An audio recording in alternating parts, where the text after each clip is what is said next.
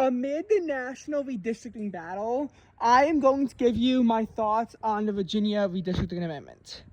First of all, I think that gerrymandering is a moral evil. I think that gerrymandering should just be banned nationally, and there needs to be some kind of nationally enforced independent redistricting commission to determine seats. Either that or something like proportional based representation. And I think that this needs to be an across the board kind of thing, both Democrat and Republican states, to ensure fairness and tranquility in our elections. That being said, I am in support of the Virginia redistricting amendments right now. And if I was a Virginian citizen, I would vote yes, despite me saying that. Here's why. Yes, it is true that I said gerrymandering is a moral evil. And yes, I do stand by that. However, Donald Trump is putting our rights as American citizens under unprecedented attack. And I truly mean it unprecedented. There are several ways that Republicans are trying to, illegally maintain control of the House following the 2026 elections. Because here's the thing. The Trump administration right now is deeply unpopular. It's even more unpopular than his first administration. And we saw how big the 2018 blue wave was when Democrats flipped 10 state legislative chambers. They flipped 6 governorships, and they also picked up 41 House seats, which was the largest gain for, of House seats a single party had since 2010. And the largest that the Democrats had since 1974. And his administration right now is even more unpopular. A 3-seat loss is what flips, the thing to the House. Is what flips the House blue. We also know that Trump has a repeated history of refusing to accept defeat when he loses an election. And we also saw this, with several of his acolytes also refusing. A similar example is the 2022 Arizona governor election, where Kari Lake took on what Trump did in 2020 and refused to concede and sued everywhere.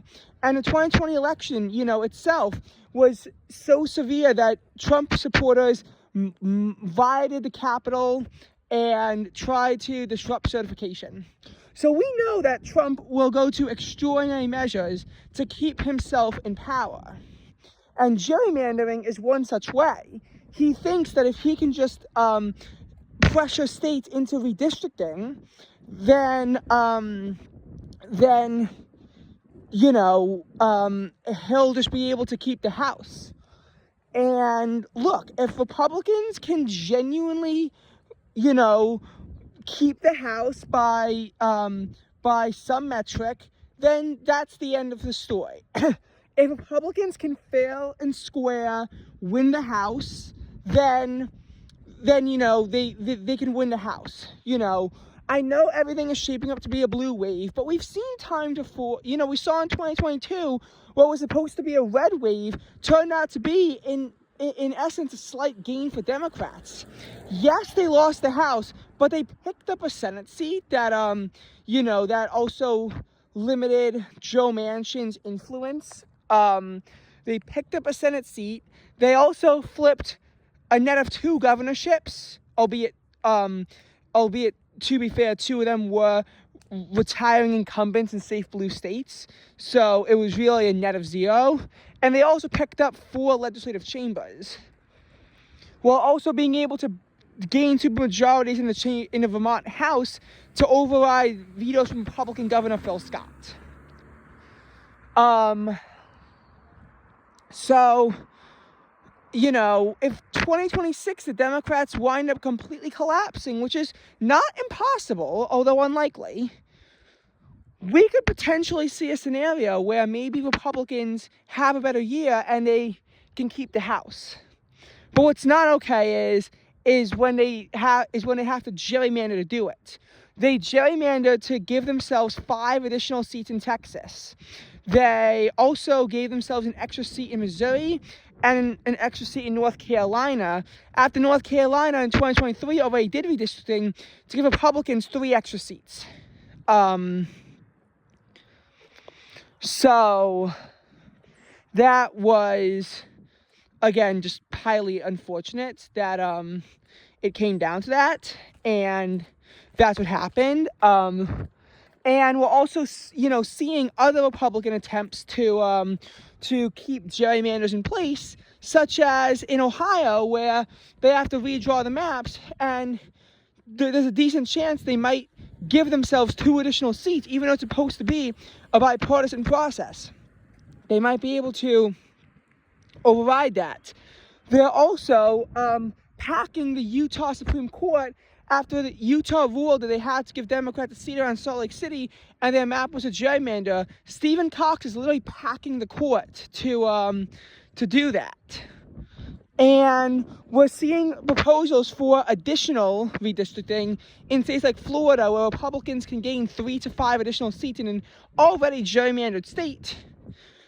Not to mention, the Voting Rights Act might get struck down. And depending on when it gets struck down, states might push their primary dates back just to do more gerrymanders, which could wind up in Democrats losing their 2 seats in Louisiana and Alabama, losing their seat in Mississippi, possibly losing additional seats in states like Georgia, and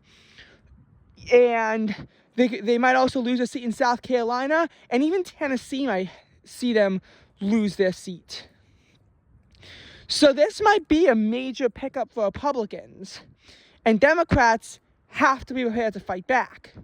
Unfortunately for Democrats, they took the high road initially by putting independent commissions in several states.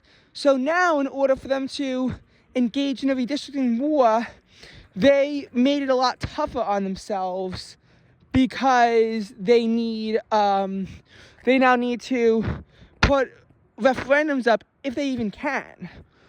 California did this with Prop 50. It's going to flip 5 Republican seats blue. Again, I don't like the fact that California did it on its surface, but what California did was a response to Trump asking other states to redistrict for him. So that's that about California. Additionally, in the, that's what's happening in Virginia too. Democrats are trying to gain 4 seats, which they have to fight back against Trump's attempts at keeping power.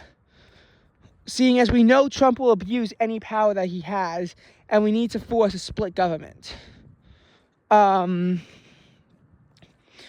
also seeing these attempts at redistricting in other states, for Democrats that they had plans for, but they just can't until after the elections. I'll give you some examples. The 2024 legislative elections only had 2 chambers flip. Actually, one was a flip and one was a split, and it was in Minnesota and Michigan. That's still a big deal, though. Now, I think Michigan has an independent commission anyway, so Democrats losing the trifecta probably wasn't too big of a deal there. But in Minnesota, Democrats lost the trifecta, and now they can't redistrict a 4-4 state, which might go to 5-3 anyway.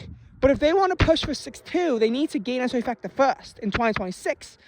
And that probably will cause nothing to go through until 2028.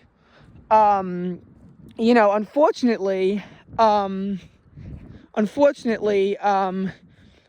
similarly to Virginia, that's why it took until after the Sparebanger was elected in the 2025 election. And then, additionally, you also have,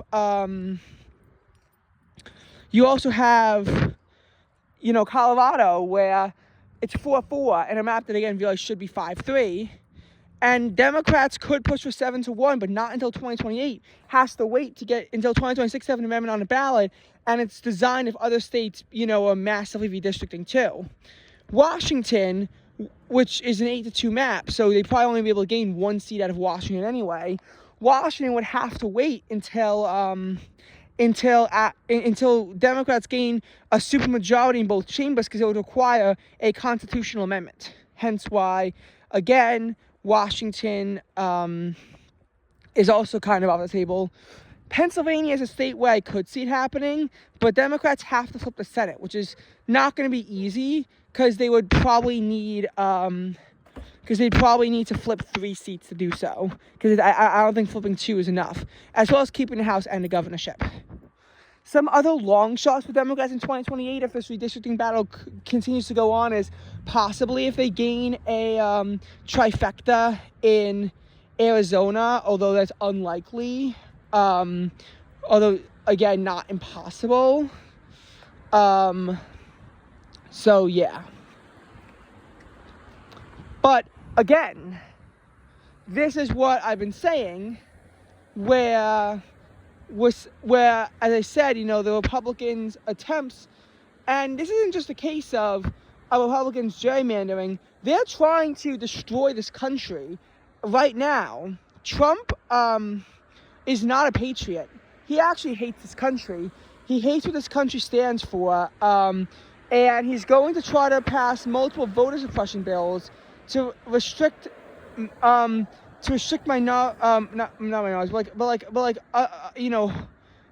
previously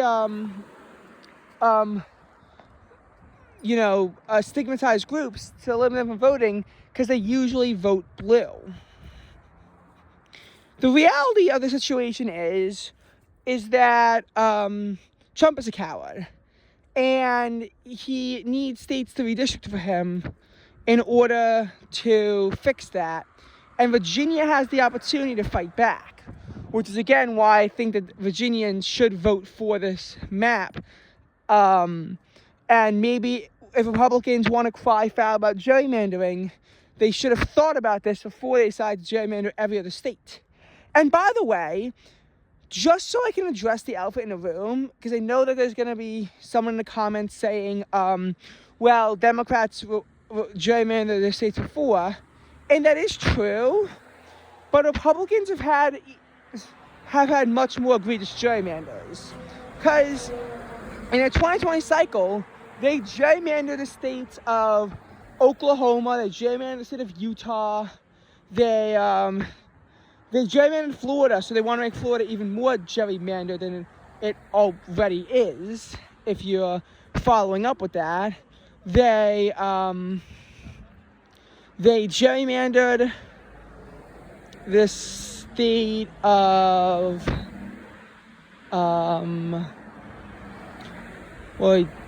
North Carolina was actually after that. But still, they gerrymandered a lot of states. In that whole process. Gerrymandered Georgia to an extent as well. Arizona to an extent, although only a slight one in those cases. And look, Democrats, I'm not going to deny it, Nevada was a bit of a gerrymander. New Mexico was pretty egregious. Illinois was pretty egregious. And I'm not going to deny that.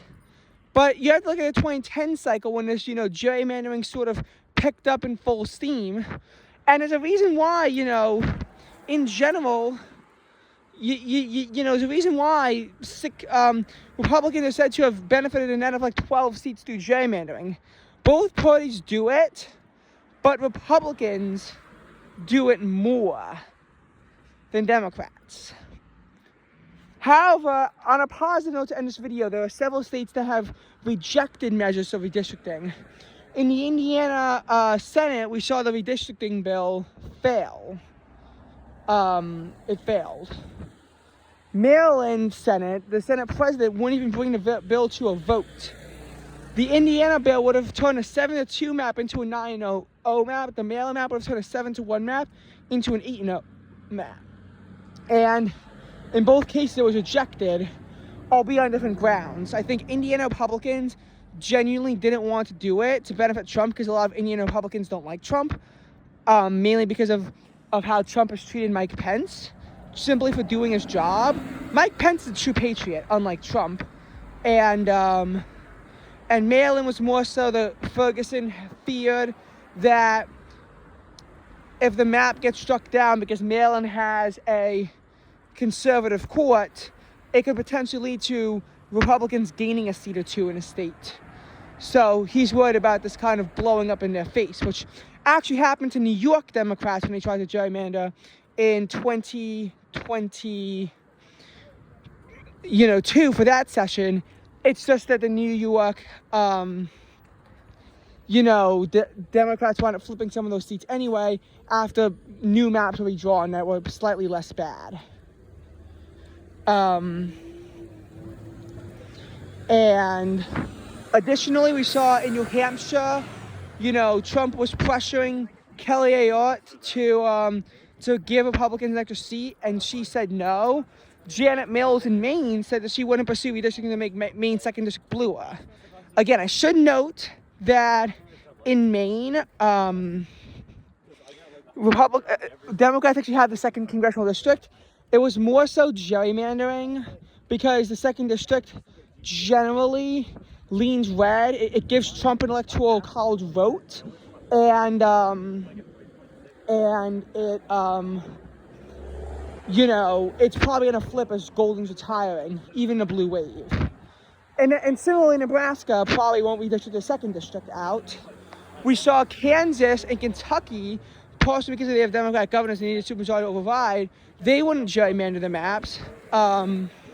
They did not gerrymander the maps. And, we also saw some other states have unsuccessful attempts. So.